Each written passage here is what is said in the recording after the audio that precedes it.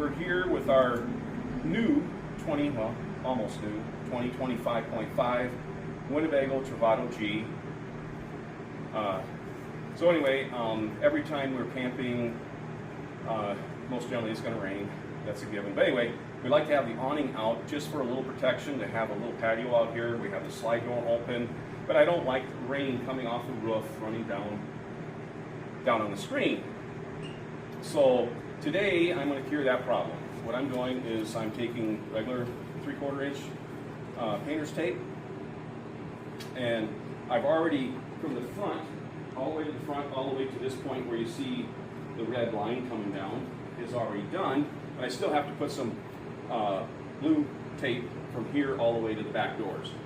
Okay, so, and what I'm doing is there's these towers here that holds this Summit Black River roof rack on. I really, and let me say that one more time, really like it.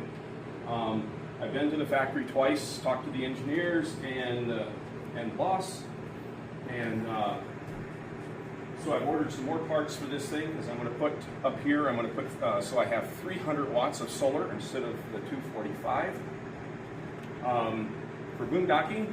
So anyway, I'll get my tape on, and then I'm leaving the tape edge next to these little lips in here for where the towers sit to hold the rack on the roof.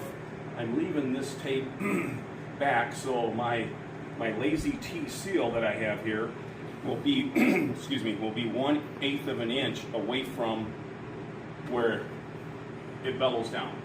So you've already cleaned what you're working on.